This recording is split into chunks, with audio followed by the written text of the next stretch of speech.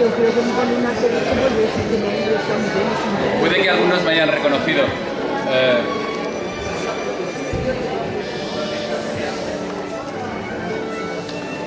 Yo soy Postnichev.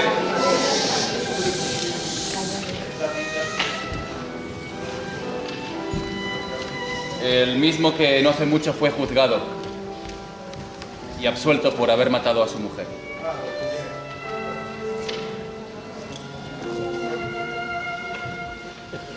Usted tiene razón. En realidad me llamo David García Coy, soy el actor que esta noche va a interpretar a Postnichev.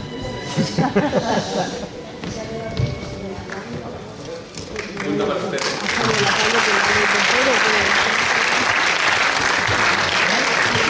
Gracias, pero no vais a nada.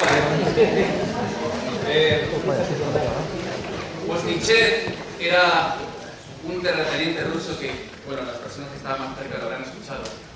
Fue acusado de haber matado a su mujer y declarado no culpable. ¿Por qué? Pues se van a tener que quedar en la obra. No quiero hacer esto. A eso me llevo.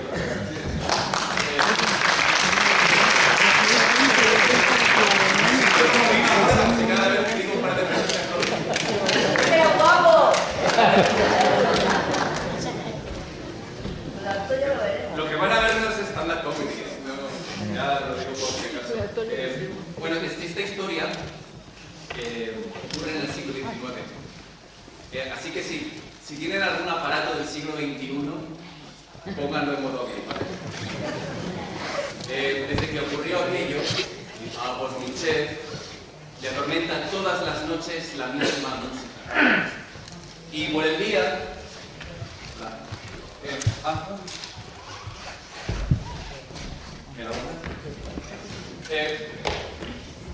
por el día va de estación en estación.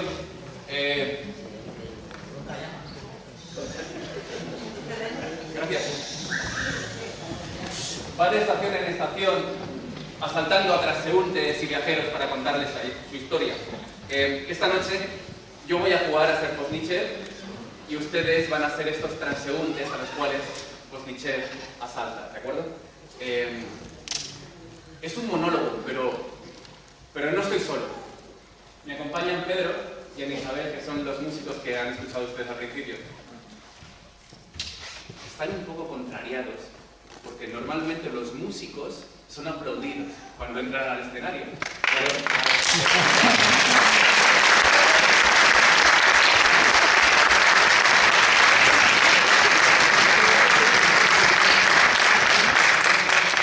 Yo no sé si ustedes han ido alguna vez a un concierto, pero es así. El público está a espera, entran los músicos, no hacen nada y les aplauden, como yo esta noche. Lo mismo. Sí, tengo mucho morro. Es que aquí en el teatro es al revés, normalmente es al final, cuando nos aplauden, y no lo curramos. Bueno, esta historia ocurrió en Moscú, en 1889, 100 años después de la Revolución Francesa y 100 años antes, exactamente, de la caída del muro de Berlín.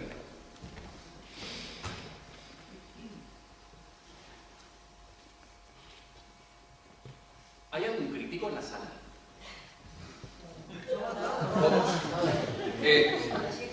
¿Está María? María Zapata. Sí, estoy. Sí.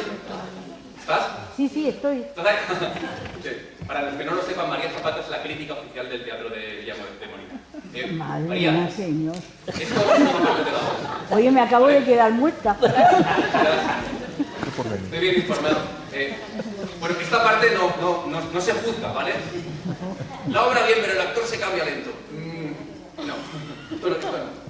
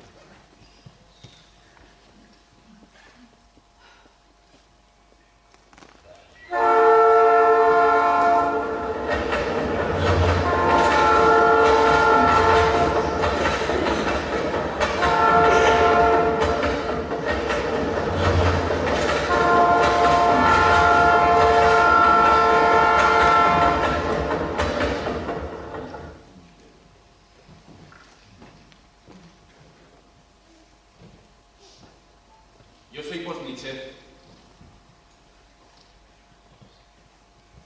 el mismo que no hace mucho fue juzgado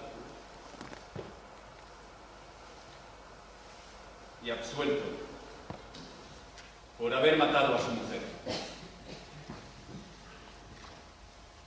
¿Qué importa después de todo?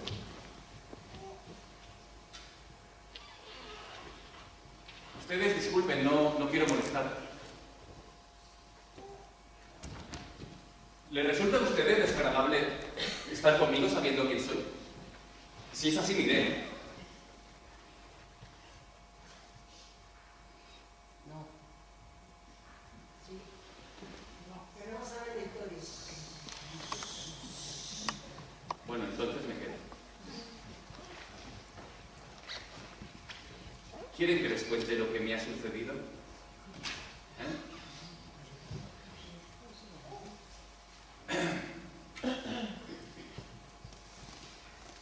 Si he de contar, tengo que contar todo desde el principio.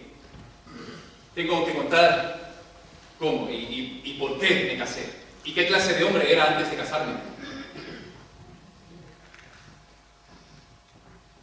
Soy terrateniente, licenciado de la universidad y mariscal de...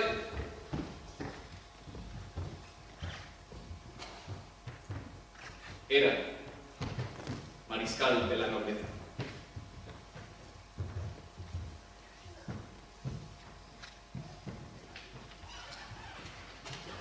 Antes de casarme, viví como viven todos, es decir, en el vicio. Y viviendo en el vicio me imaginaba que vivía como debía. Esta historia comenzó cuando yo aún no tenía 16 años.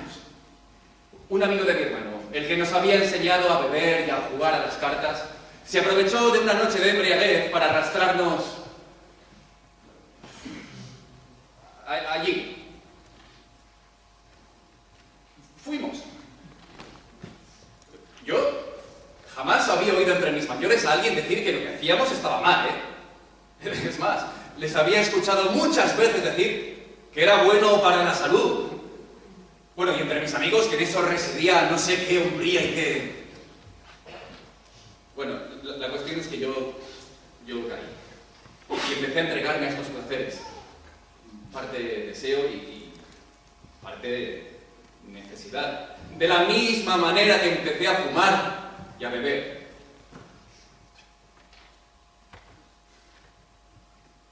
Y sin embargo, había en esa primera ocasión algo singular y conmovedor. Recuerdo que allí mismo, sin salir del cuarto, me invadió al punto una tristeza tan profunda que me dieron ganas de llorar. Sí, de llorar la pérdida de mi inocencia, la destrucción para siempre de mis relaciones con la mujer. Sí, mis relaciones naturales, sencillas, puras con la mujer, quedaban destruidas para siempre. Y así viví hasta los 30 años, sin abandonar un minuto el propósito de casarme y de labrarme una vida conyugal pura y elevada, a cuyo efecto observaba a las jóvenes que podían convenirme. Yo estaba metido hasta el cuello en la podredumbre del vicio y al propio tiempo buscaba vírgenes cuya pureza fuese digna de mí. No. Que no. ¿Ya lo has visto? No,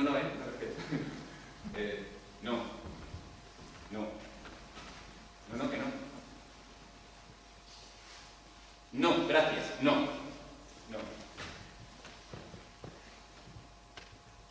Pero una noche, después de un paseo en bote, cuando regresaba a la luz de la luna, y yo me encontraba sentado junto a él, admirando sus rizos, y su cuerpo esbelto moldeado por el vestido. Resolví de pronto que ella era mi elegida. Aquella noche me pareció que ella entendía todo lo que yo pensaba y sentía. Pues yo pensaba y sentía las cosas más elevadas. Pero en el fondo de la noche no había más que el vestido, que le sentaba muy bien.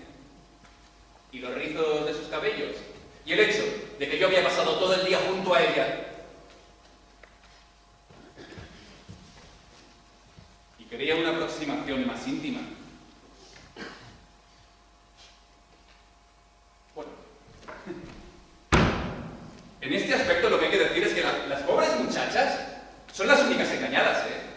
En cuanto a sus madres, lo saben perfectamente. Saben que nosotros no hacemos más que mentir al hablar de la elevación de nuestros sentimientos, que no buscamos más que la posesión de su cuerpo. De ahí esos abominables vestidos, esas protuberancias de hombros, de brazos y casi de pecho.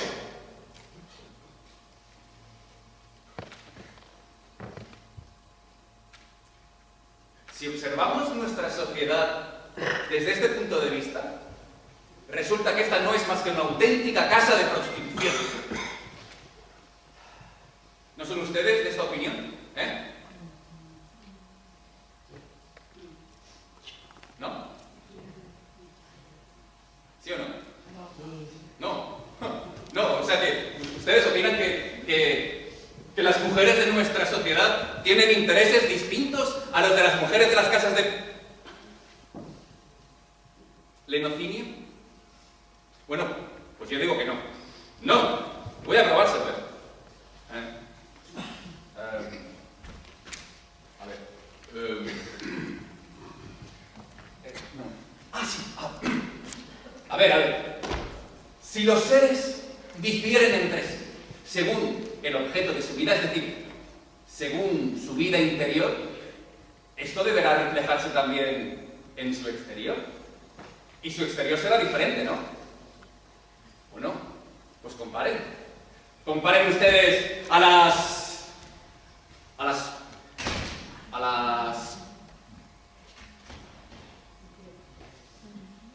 menospreciadas, a las miserables, con las mujeres de la más alta sociedad. El mismo vestir, las mismas modas, los mismos perfumes, la misma desnudez de brazos, de pecho y de hombro, el mismo polisón, la misma pasión por las piedras preciosas, por los objetos brillantes y muy caros, las mismas diversiones, bailes, cantos y música. Las primeras atraen por todos los medios y las segundas también. Ninguna diferencia, ¿eh? ¡Ninguna! En severa lógica lo que hay que decir es que las prostitutas a corto plazo son generalmente menospreciadas, mientras que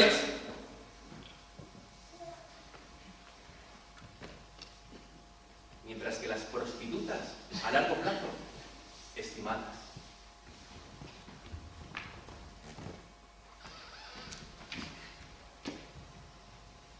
Y yo me enamoré, como todos se enamoran. Paseos, ternura, poesía.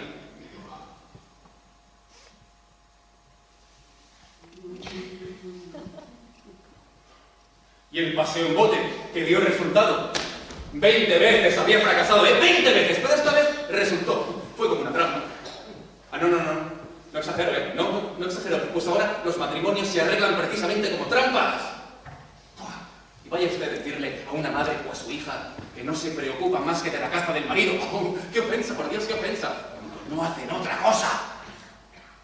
Bueno, ni tienen otra cosa que hacer. Pero si al menos lo hicieran con franqueza. Pero es que no se oyen más que mentiras. Mentiras, mentiras, mentiras. ¡Oh! El origen de las especies. ¡Qué interesante! Oh, pues a mi Lili le interesa mucho la pintura. ¿Irá usted a la exhibición? ¡Qué instructivo! Oh, ¿y qué me dice usted del teatro?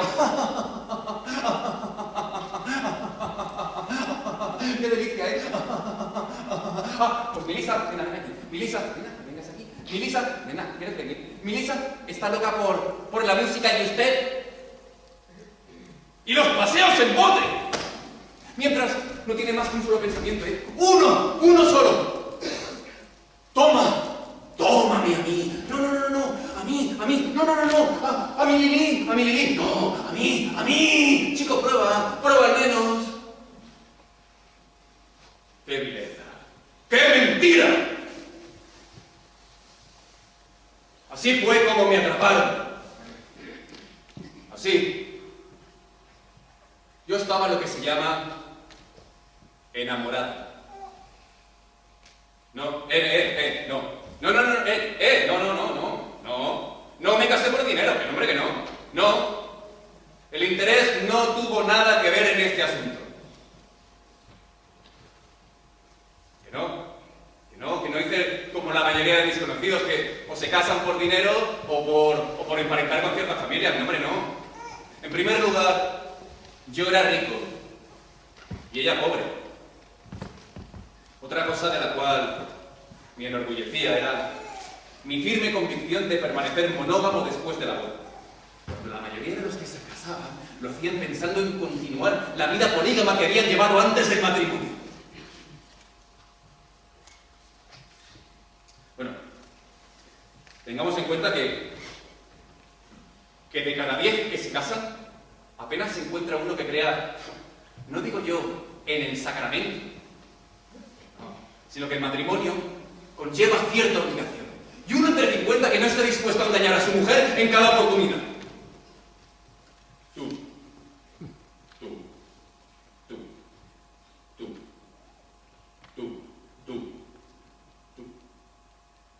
no? Bueno, pues mira, uno entre 50.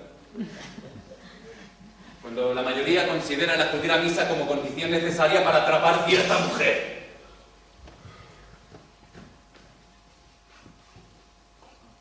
Peri, enciéndeme la sala.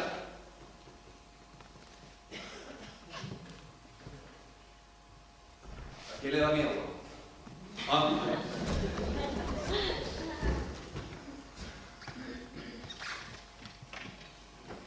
Yo en realidad, estas estadísticas que manejaba Tolstoy, no sé yo.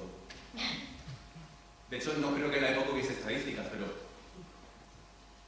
uno entre 50 no estaba dispuesto a ponerle los cuernos a su mujer. O sea, que solo el 2% de la población de la Rusia de la época era fiel. Un poco bestia, ¿no? Yo no sé lo que pasa aquí en Molina.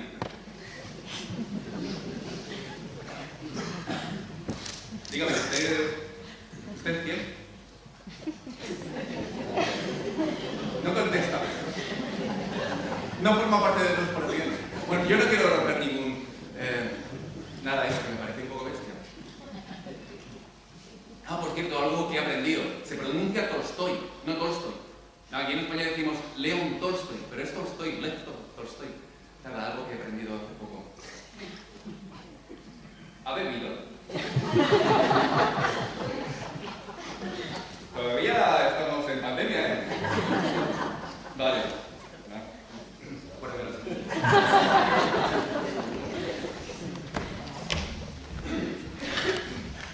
Resulta, por tanto, que todo el asunto este de la boda y el matrimonio se reduce solo a esto. Que todo es así como una compraventa.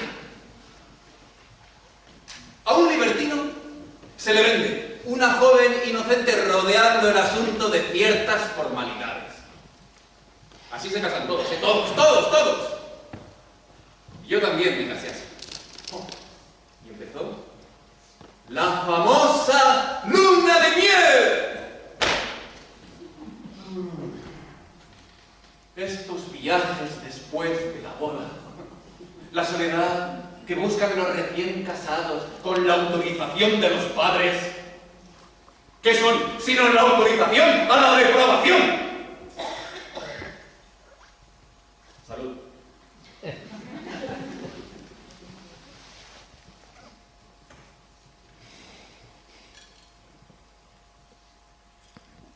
Creo que fue en el tercer o cuarto día, cuando encontré a mi mujer deprimida y le pregunté la razón, no supo decírmelo. Estaba triste y angustiado. Así que continué abordando las preguntas. Y entonces me dijo que veía que no la quería.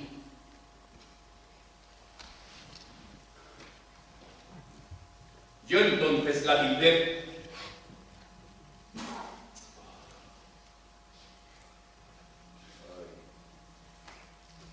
Yo entonces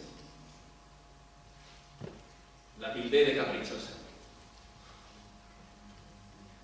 Y de pronto su rostro cambió. En vez de tristeza, expresó irritación. Y comenzó a reprocharme con palabras punzantes mi egoísmo y crueldad.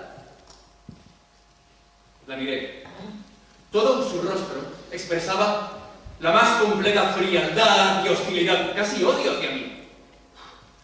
Me acuerdo cómo me espanté al verlo. Pero si el amor es la unión de las almas, y en vez de ello resulta esto, no puede ser, no es ella. Procuré calmarla, pero golpeé contra un mundo tan infranqueable de hostilidad y de frialdad que, sin reflexionar, me dejé arrastrar también yo a una viva irritación y nos dijimos un montón de cosas desagradables. La impresión de este primer disgusto fue terrible, terrible. El amor se había agotado con la satisfacción de la sensualidad. Y nos veíamos frente a frente en nuestra verdadera situación, como dos egoístas, completamente extraños el uno para el otro, que tratan de procurarse mutuamente el máximo de goces. Yo entonces no veía que esta hostilidad fría era nuestro estado normal, porque poco después se había ocultada por una nueva oleada de sensualidad, es decir, de enamoramiento. Creí que habíamos discutido, que habíamos hecho las paces y que aquello jamás volvería a ocurrir. Pero aún, en esa misma luna de miel sobrevino otro...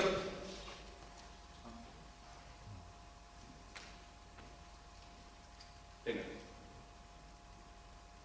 Bueno...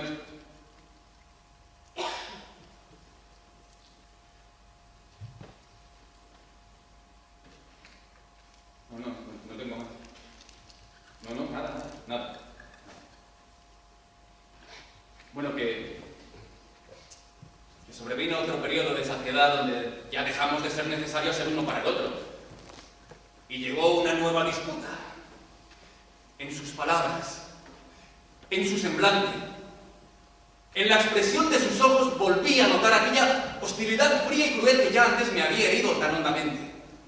Mira, me ha sucedido reñir con un hermano, con amigos, con mi padre, pero jamás me dio entre nosotros esta inquina feroz. Pasó algo. Pase.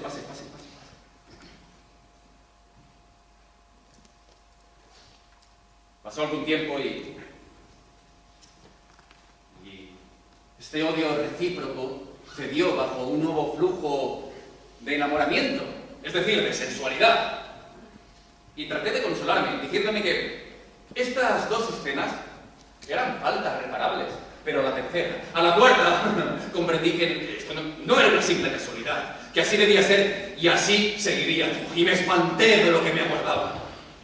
Además, me torturaba el pensamiento de que era yo el único que vivía tan mal con su mujer, de una manera tan distinta de lo que había esperado, y que tales cosas no ocurren en los demás matrimonios.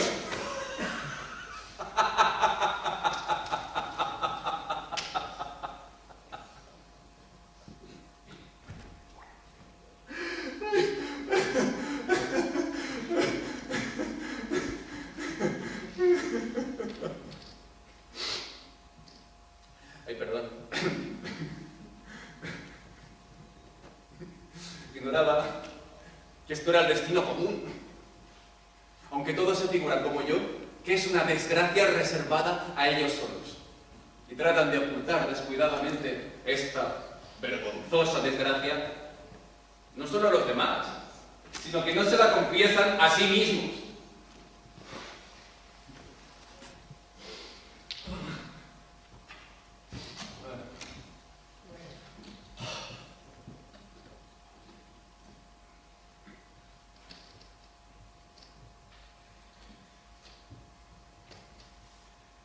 el mal iniciado desde los primeros días, fue acentuándose cada vez más. En mis adentros presentí, desde las primeras semanas, que estaba perdido, que lo que me sucedía no era lo que yo había esperado, y que el matrimonio no solo no es felicidad, sino que es algo muy penoso. Pero como todo el mundo, me negaba a admitirlo. Bueno, y aún ahora no lo admitiría de no ser por el desenlace.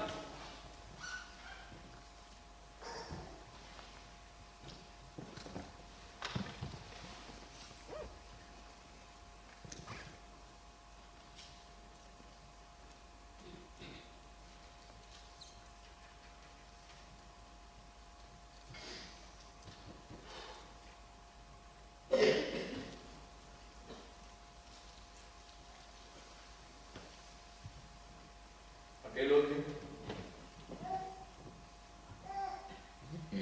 era el odio recíproco de los cómplices de un crimen. Cómplices en la iniciación y en la ejecución.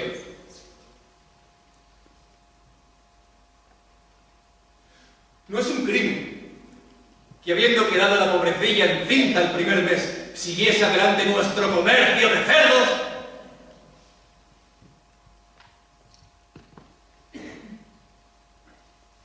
Oh, ustedes se figuran que me aparto de mi relato, ¿no? No. Nada de eso. Continúo refiriéndoles cómo maté a mi mujer. En el proceso me preguntaron con qué arma maté a mi mujer. Imbéciles. Creen que la maté entonces, el 5 de octubre, con un cuchillo. Yo la había matado muchísimo antes. Del mismo modo en que matan todos los demás ahora, ¿eh? Todos.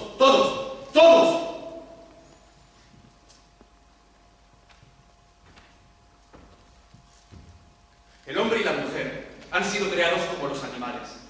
De modo que después del acto de amor viene el embarazo, después la lactancia, en fin, periodos en los que tanto para la madre como para el hijo el amor carnal es dañino. ¿Qué se deduce de todo esto? Parece claro, ¿no? Y no hace falta tener una gran sabiduría para llegar a la misma conclusión a la cual llegan los animales.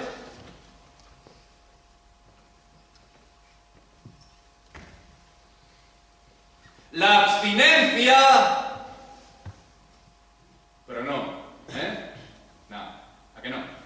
No, hombre, no, ¿eh? Y de ahí vienen el histerismo y la neurastenia de las mujeres. Todos los hospitales están llenos de mujeres histéricas que transgreden la ley de la naturaleza. Horroriza pensarlo. Y así vivía yo, como un cerdo. Y lo peor es que no me arrepentía de nada. Y que si teníamos riñas, la culpa era de mi mujer, de su carácter.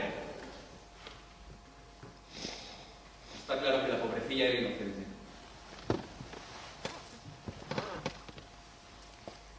Le habían educado según corresponde a la posición de la mujer en nuestra sociedad. Oímos reflexiones sobre no sé qué nueva educación de la mujer. Mira, todo eso no son más que vanas palabras. La educación de la mujer siempre corresponderá a la idea que de ella tiene el hombre. Siempre.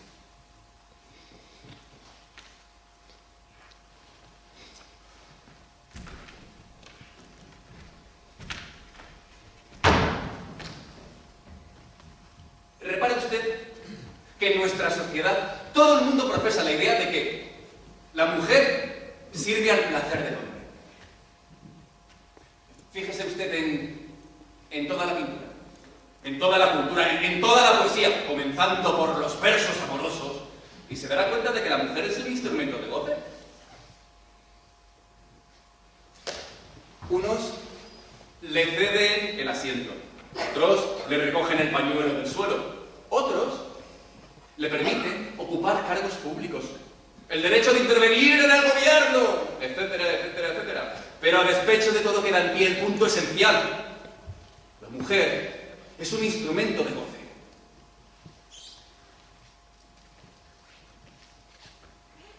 Y ella lo sabe.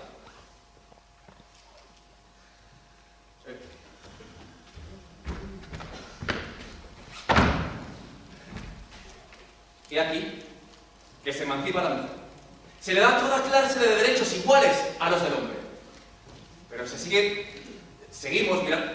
seguís mirándola como objeto de goce. Y así se le educa desde niña y en la opinión pública. Y así la mujer sigue siempre humillada, pervertida, y el hombre es un depravado propietario.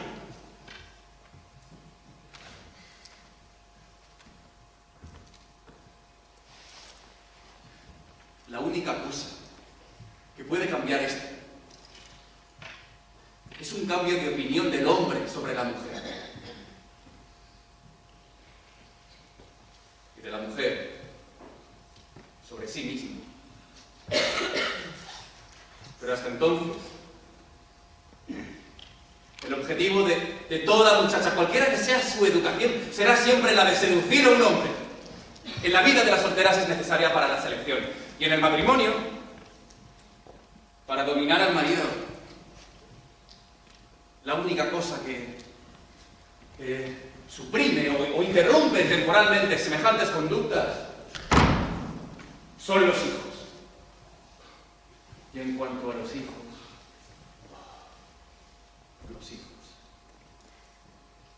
los hijos constituían un nuevo motivo de disputas. Luchábamos el uno contra el otro a través de los hijos. Eran armas de combate. ¿Ah? Hola. Hola. Hola, chiquitín. Hola.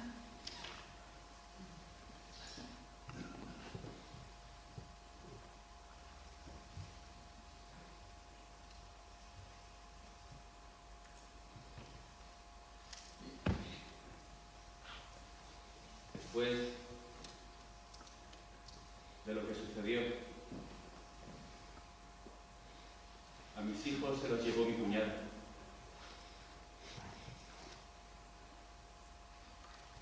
Es comprensible que no me los den. Además, no sé si yo sabría criarlos, ¿eh? Creo que no.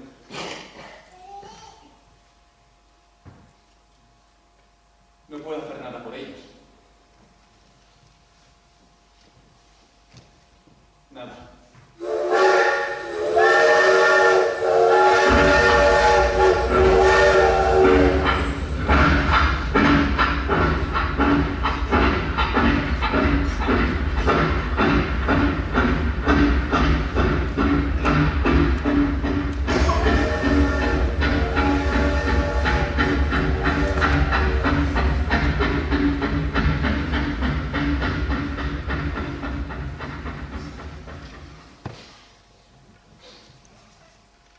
Pues nada, así vivíamos.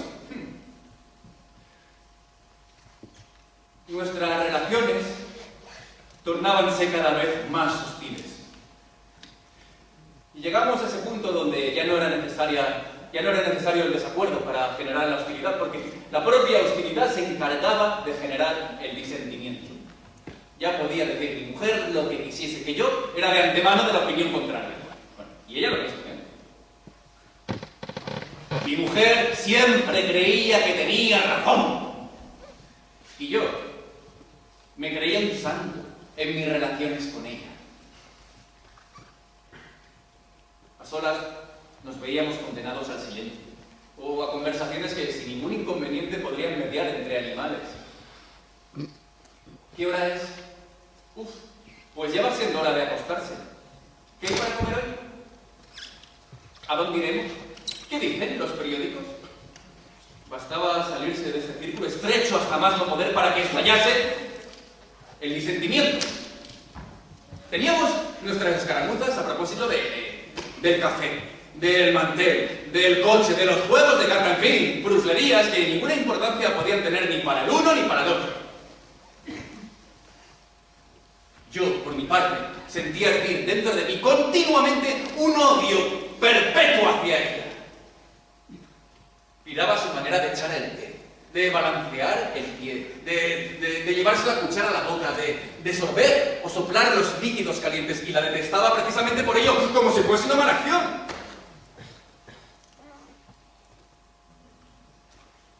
Ella buscaba el olvido en los quehaceres domésticos, en el arreglo de la casa, el cuidado de la ropa, la suya y la de los niños.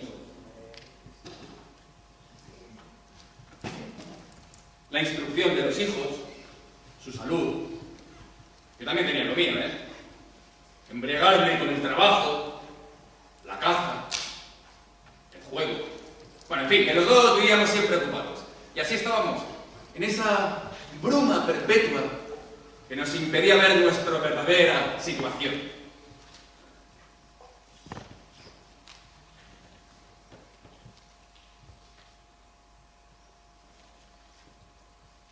Hubo un momento donde fue necesario el traslado a la ciudad para proseguir con la educación de los hijos. Fuimos, pues, a la ciudad. Allí uno no tiene tiempo de pensar en sí mismo, No. Los negocios, las relaciones, el arte, la salud de los hijos, su educación, absorben a todo el mundo. Y a todo esto, la vida, absolutamente vacía. Pero así sentíamos menos la pesadumbre de nuestra existencia en común. Además, mi mujer siempre andaba indispuesta últimamente, y los médicos no le permitieron concebir más, mostrándole el medio del que debía valerse.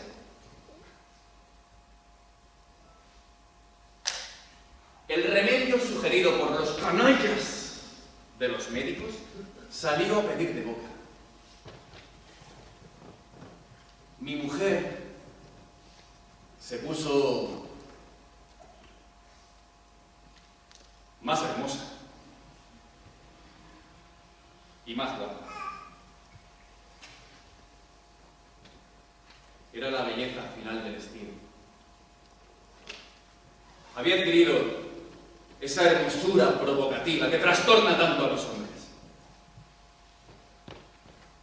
Recuperó la conciencia y se dio cuenta de que existía todo un mundo con sus placeres en el que no había sabido vivir. Le habían inculcado la idea de que en la vida solo existe una cosa digna de atención: el amor. Se casó y recibió un poco de este amor, pero algo muy distante de lo que ella se prometía y esperaba. ¡Oh, cuántas desilusiones! ¡Oh, cuánto sufrimiento! Así que empezó a buscar un nuevo amor. O al menos esto me figuraba yo, porque la cuestión es que ella miraba a todas partes como esperando algo. Y yo esto lo veía, Yo lo veía y me daba miedo. No podía evitar sentirme alterado. Y se reavivaron en mí con una fuerza extraordinaria los tormentos de los celos que no dejaron de acompañarme durante toda mi vida de casado. Ella, por su parte, volvió con pasión al violín, olvidado hace mucho en un rincón, y allí, en el violín, fue donde empezó todo.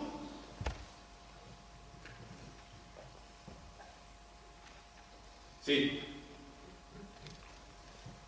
Apareció aquel hombre. Era un mal hombre, a mis ojos y a mi juicio. Pero bueno, de no haber sido esto hubiera sido otro. Tenía que suceder. Este era músico, pianista. No músico de profesión, como semiprofesional. Su padre lo había mandado a París, a casa de su madrina, y allí ingresó en el conservatorio porque demostró tener ciertas aptitudes para la música. Hizo los estudios de piano, dio algunos conciertos. Era un hombre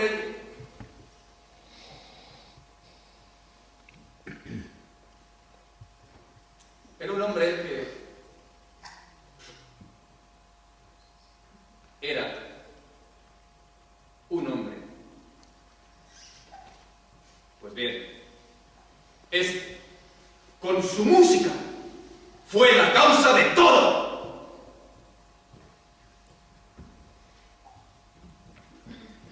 Peri.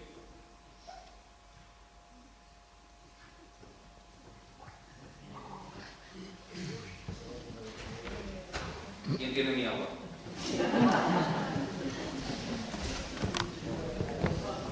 ¿Alguien se ha leído la novela? ¿Nadie? Joder, qué nivel. Bueno, yo tampoco me la he leído. ¿Qué pasa? A mí me pagan por aprender un texto y decirlo de arriba. Ya está. Bueno, quería hacer esta pausa porque en la novela pasa al revés. Y digo, a ver si alguien se la ha leído y ahora mismo que se vuelve loco. La novela, él es el violinista y ella la pianista. Tolstoy le roba o pide prestado el título a Beethoven. Beethoven compuso una sonata que se llama Sonata Kreutzer. Y Kreutzer era un violinista fantástico de la época. Así que Beethoven le quiso hacer un homenaje. La cuestión es que Kreutzer jamás tocó esta sonata. A Beethoven le dieron calabazas. Bueno, quería hacer nosotros lo hemos cambiado. ¿Por qué? No tengo ni idea. Se lo van a tener que preguntar al director porque yo no lo sé. Pero algún sentido tendrá, seguro. Repito, yo soy solo un actor y un texto que me ha aprendido nada más. Lo que sí que sé, luego lo van a escuchar, es que en esta pieza el violín enamora. Y no hablo de sensualidad.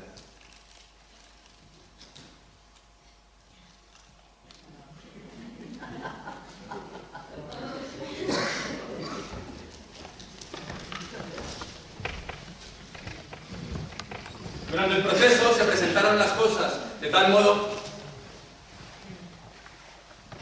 que pareció que todo fue consecuencia de los celos. Esto es falso, ¿eh? Bueno, falso del todo, ¿no? Pero había algo más.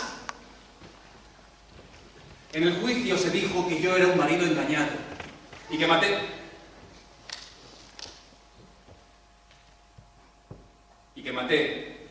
En defensa de mi honra ultrajada. Así es como hablan en su lenguaje. Y en consecuencia fui absuelto. Yo traté de explicar el caso desde mi punto de vista, pero no me hicieron caso. Lo importante es lo que les he contado a ustedes. Todo lo que ocurrió, todo, fue consecuencia de esa enorme distancia que se había producido ya entre nosotros, donde el menor motivo bastaba para generar la crisis. Y así vivíamos cuando llegó a casa ese señor.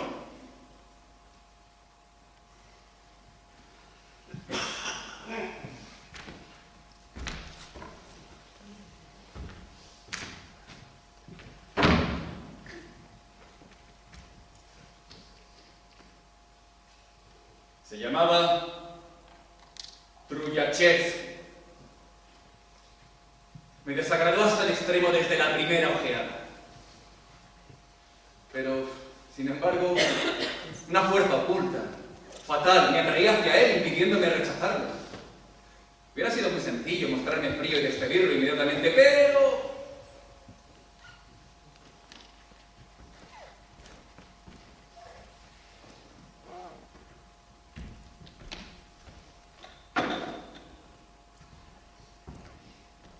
lo presenté a mi mujer.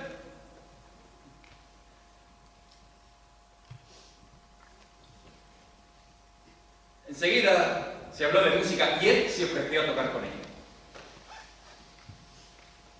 Mi mujer, como siempre sucedía últimamente, estaba muy elegante y atrayente, de una belleza perturbadora. Él le había gustado desde la primera mirada porque sus ojos se animaban de un brillo extraño. Cuando acabaron, él se levantó y se quedó ahí, de pie, sonriendo. Me acuerdo de aquel minuto, me acuerdo perfectamente porque pude evitarlo y entonces no hubiera sucedido nada. Pero le invité a que volviese a tocar con mi mujer. Le dije que traería amigos aficionados. para que le oyese. Él prometió que vendría y se fue.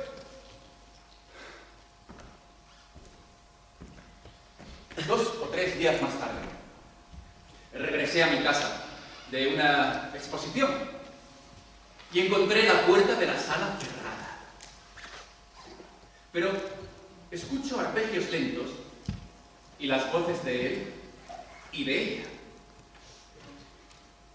Escucho, pero no puedo distinguir lo que dice. Es evidente que los sonidos del piano tienen la intención de amortiguar sus palabras. ¡Quizá besos! ¡Dios mío, lo que sentí dentro de mí, lo que me imaginé! Cuando me acuerdo de la bestia que lentaba dentro de mí en aquel instante, me sobrecojo de espanto. Se me oprimió el corazón, se paralizó y empezó después a golpear como un martillo. ¿Qué hacer? ¿Entrar? No, no puedo, Dios sabe lo que quería, pero tampoco puedo irme. No tengo más remedio que entrar y abrir la puerta rápidamente. Él estaba sentado al piano y ella de pie en el ángulo del piano de cola con un papel de música delante. ¡Cuánto me alegro de que hayas venido! Todavía no hemos resuelto lo que vamos a tocar el domingo.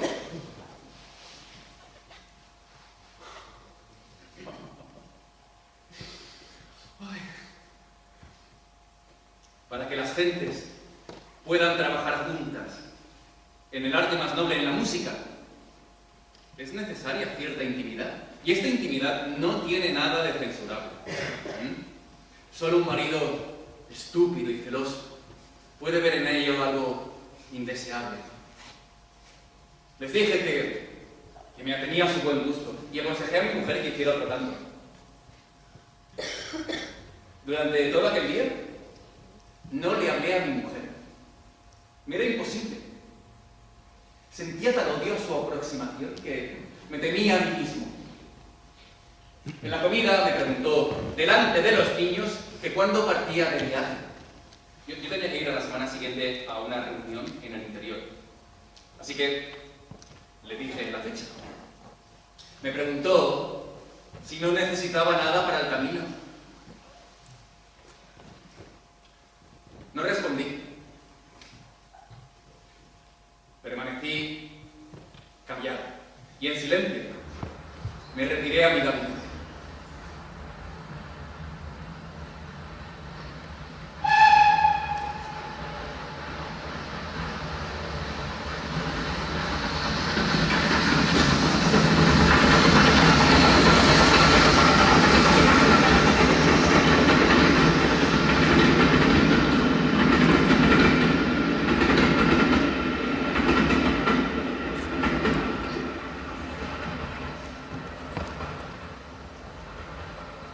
Los invitados llegaron a las 6. Pase.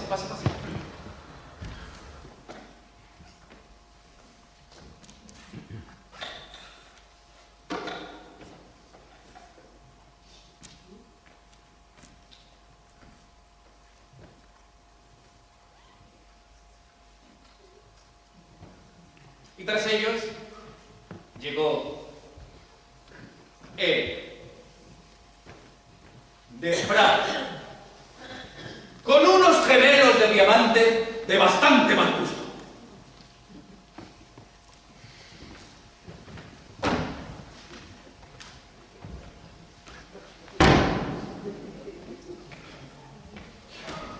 Empezaron a tocar temprano. Tocaron la sonata Kreutzer de Beethoven. ¿La conocen? ¿Conocen ustedes el primer presto?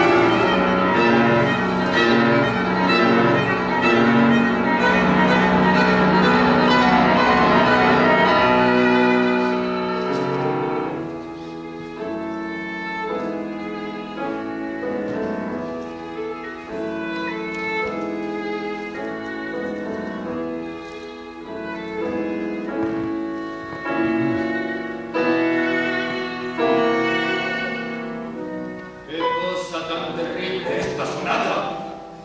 Sobre todo ese presto.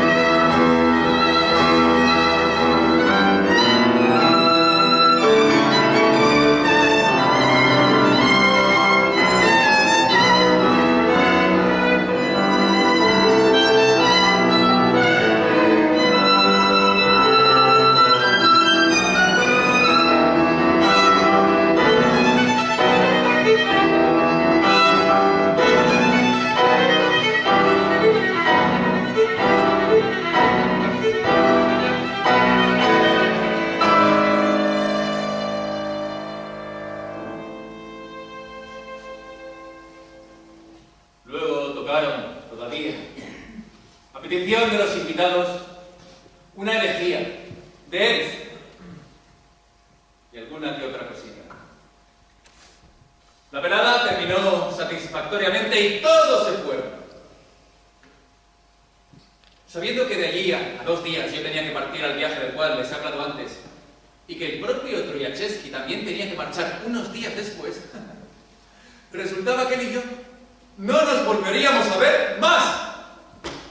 Por primera vez le estreché la mano con verdadero placer y le di las gracias por el rato agradable que me había proporcionado. Se despidió a sí mismo definitivamente de mi mujer y la despedida entre ambos me pareció de lo más natural y correcta.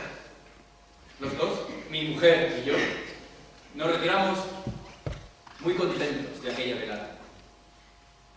Todo iba de maravilla.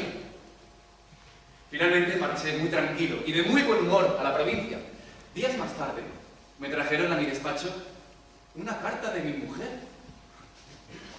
En ella me hablaba de los niños, del tío, del ama, de sus compras y, como una de tantas cosas, me nombraba a Truyachevsky.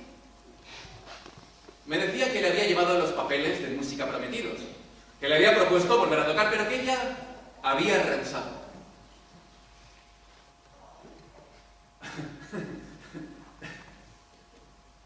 Yo, por mi parte, no me acordaba de ninguna promesa de papeles.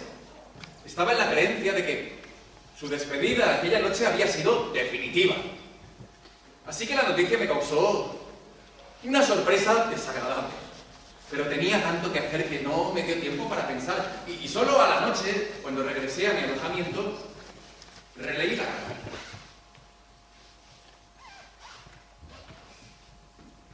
Además de que Truyachevsky había estado en mi casa en mi ausencia, todo el tono de la carta me pareció artificial. La fiera rabiosa de los celos empezó a rugir en su antro y pareció querer saltar, pero yo le tenía miedo a esta fiera, así que me apresuré a encerrarla. Oh, ¡qué cosa infame esta de los celos! Va. La carta no puede ser más natural. Me acosté y me dormí enseguida, pero como a veces sucede, me despertó en mitad de la noche como una sacudida eléctrica. Me desperté con la idea de mi mujer, de Truyachevsky, de mi amor corporal hacia mi mujer y me imaginé que entre los dos se había consumado todo. Me agarrotó el corazón, la rabia y el horror. Pero intenté calmarme. Ah, qué tontería, pero si no hay ningún motivo, si no hay nada y nunca hubo, qué estupidez. Pero por otro lado, ¿cómo era posible que el pianista no estuviera guiado por el mismo sentimiento que me había impulsado a mí a casarme con ella? Ese sentimiento, ese deseo que impulsa a todos los hombres. No está casado, goza de buena salud. No solo carente de reglas de conducta, sino que tiene como regla el aprovechar cualquier ocasión que se presenta. Entre los dos existe el vínculo de la música, la más refinada lubricidad sensual. ¿Qué puede detenerlo? Nada, al revés, todo lo atrae. ¿Y ella? Ella.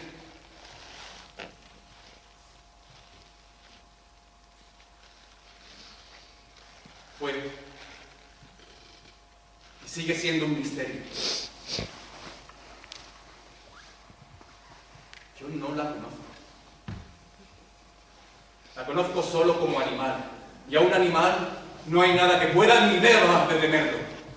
Tan solo entonces recordé la expresión de sus semblantes aquella noche cuando, después de la sonata de Kreutzer, tocaron otra cosa, apasionada de yo qué sé lo que era, pero apasionada hasta rayar la pornografía.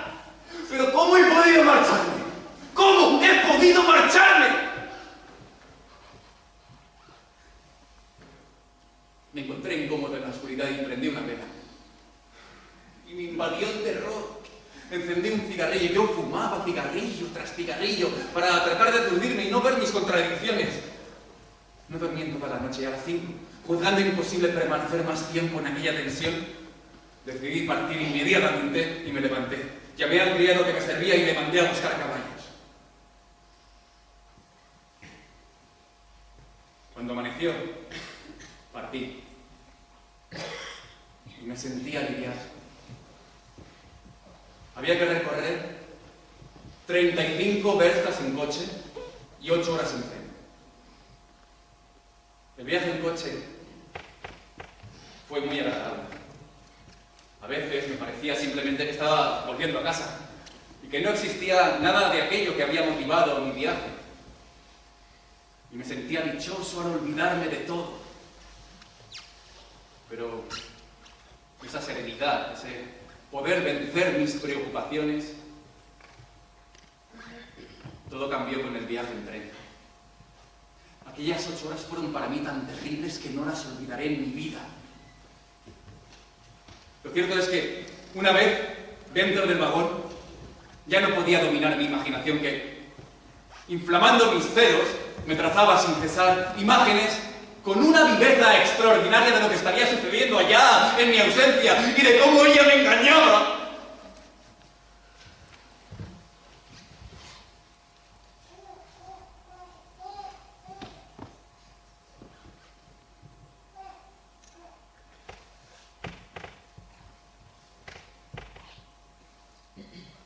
Lo verdaderamente terrible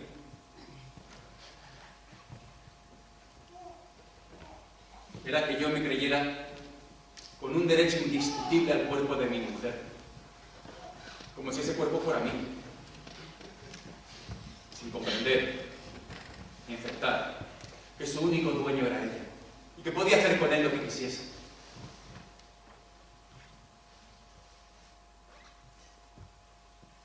En la estación penúltima, cuando entró el revisor a recoger los billetes, yo aproveché y me salí a la plataforma del vagón. Y el hecho de que de allí a 2 pasos iba a desencadenarse todo aumentó aún más mi turbación. Lo cierto es que lo único que recuerdo es que iba absorto en la idea de que se preparaba en mi vida un acontecimiento grave y terrible. Salí maquinalmente de la estación entre la multitud, tomé un coche y partí. Era la medianoche pasada cuando llegué. Subí las escaleras esperando siempre algo terrible y llamé. Salió a abrirme el criado. Un muchacho muy solícito, pero muy tonto. Muy tonto, muy tonto. Llamado Gregorio.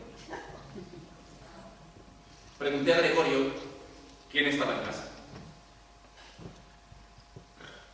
Y me nombró a Truyevchevsky. Me informé de si no había otras visitas. Nadie respondió.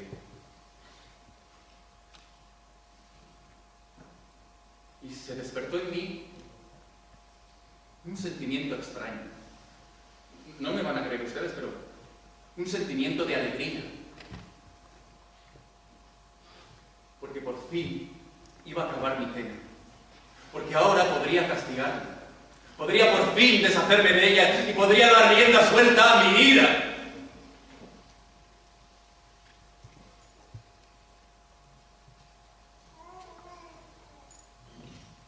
Y di rienda suelta a mi ira.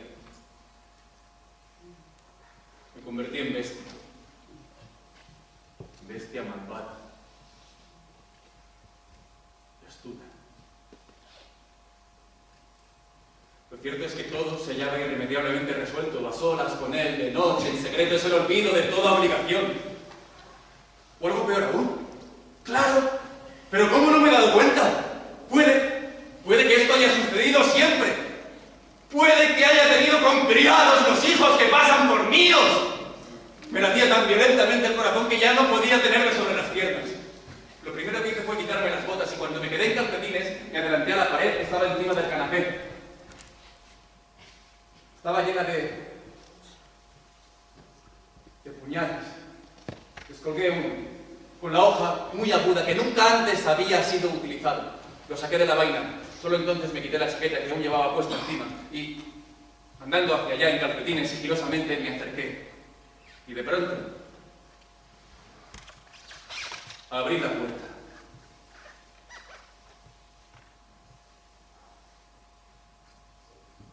Me acuerdo de la expresión de sus semblantes.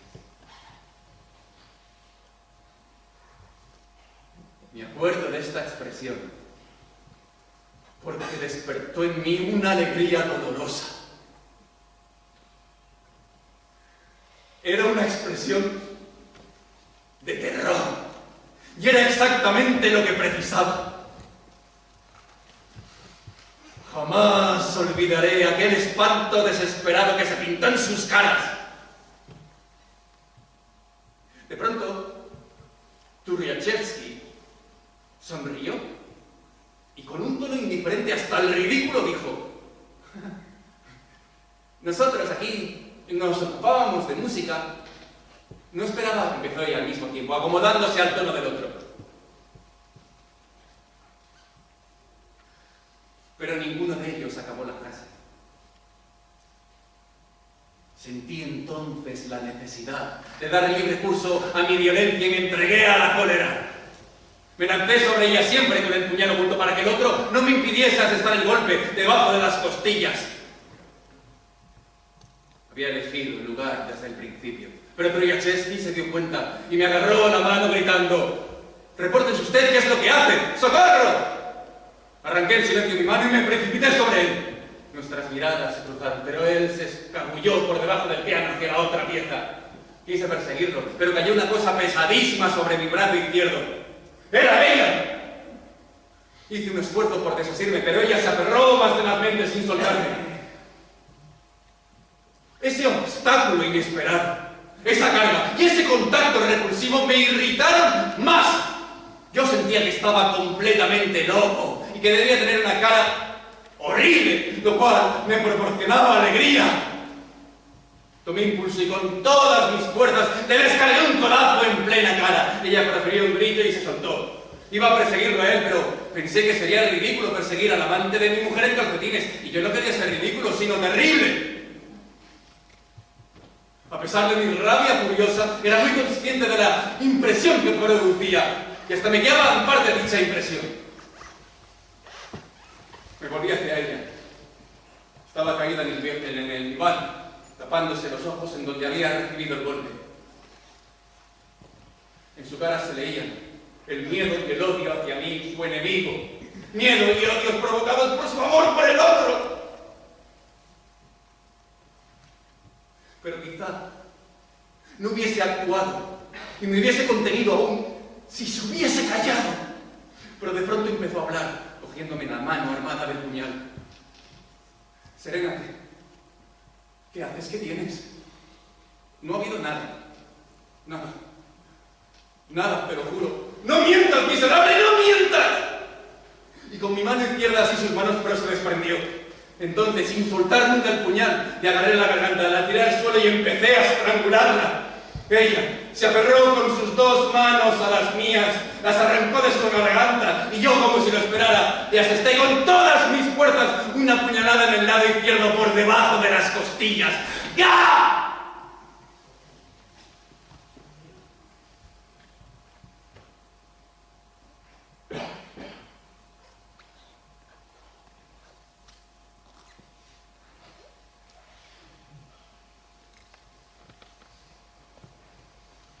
Decir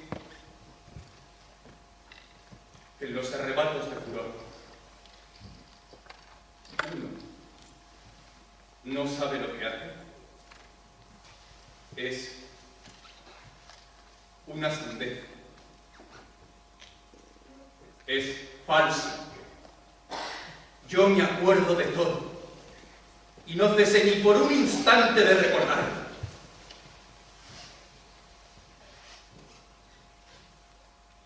Cuanto más incitaba en mí mismo los vapores de mi rabia, tanto más lúcida brillaba en mí la luz de mi conciencia, y me era imposible no ver todo lo que hacía. Sabía que daba la puñalada por debajo de las costillas y que entraría el puñal. Sabía que estaba haciendo algo terrible como jamás había hecho y que tendría consecuencias espantosas. Noté la resistencia del corsé y después la penetración de la hoja en algo blando. Ella se aferró al puñal con sus dos manos, se cortó con él, pero no pudo detenerlo.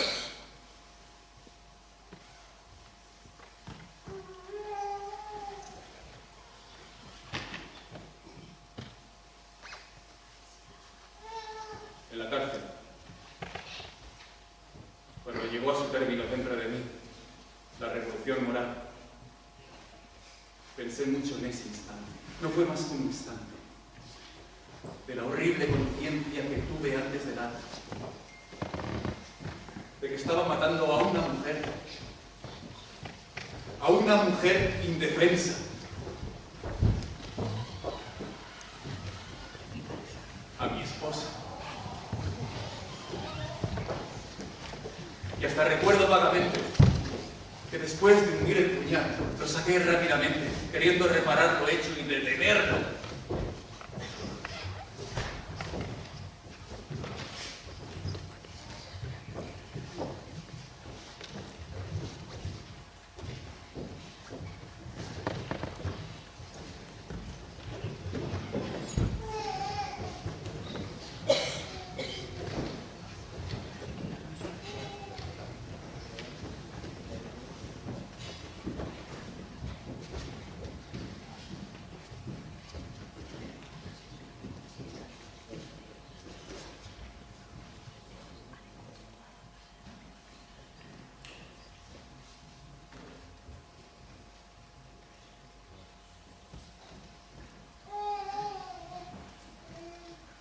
Me quedé inmóvil un segundo.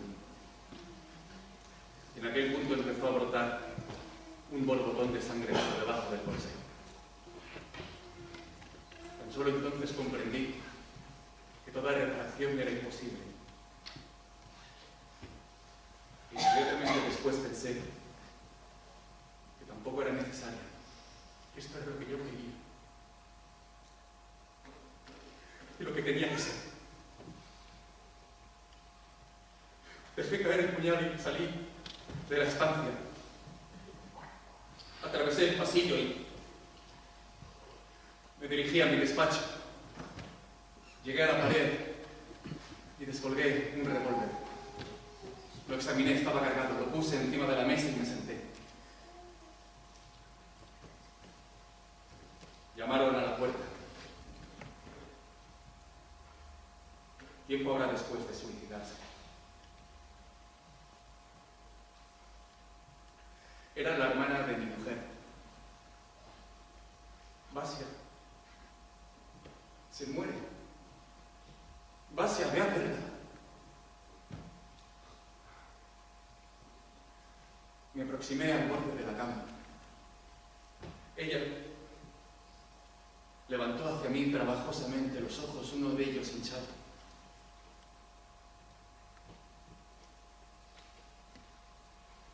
Y articuló con dificultad: has conseguido lo que querías. Y su rostro, a través de los sufrimientos físicos y a pesar de la aproximación de la muerte, expresaba aquel odio frío y cruel que me era tan familiar. Los niños, no has de tenerlos.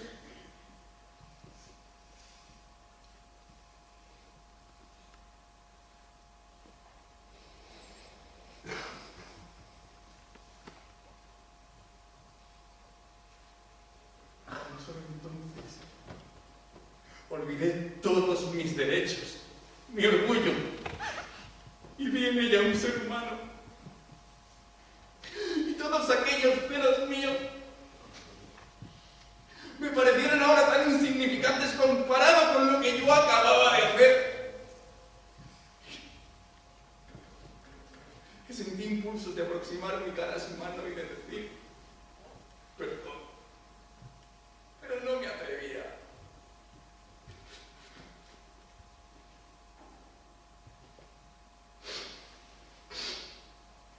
Ella permanecía en silencio, sin fuerzas ya evidentemente para hablar. Después empezó a temblar y a arrugarse su cara desfigurada. Me apartó levemente. ¿Por qué ha sucedido todo esto? ¿Por qué?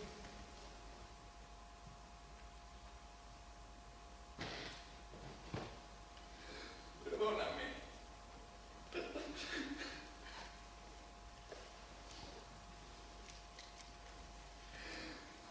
Murió aquella misma mañana hace el mediodía.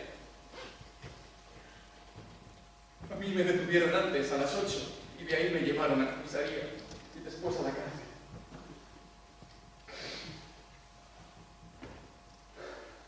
En la cárcel, esperando la vista para el proceso durante más de 11 meses, pensé mucho sobre mí, sobre mi pasado, y llegué a comprender. Empecé a comprender desde el tercer día. El tercer día me llevaron allá. Solo entonces, al ver su cara muerta, comprendí que era yo.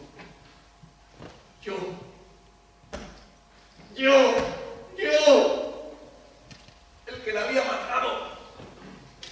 Que por mi causa ella que se movía, que vivía, que palpitaba, estuviese ahora inmóvil y fría. Y que jamás, en ninguna parte, ni por ningún medio, podría repararlo.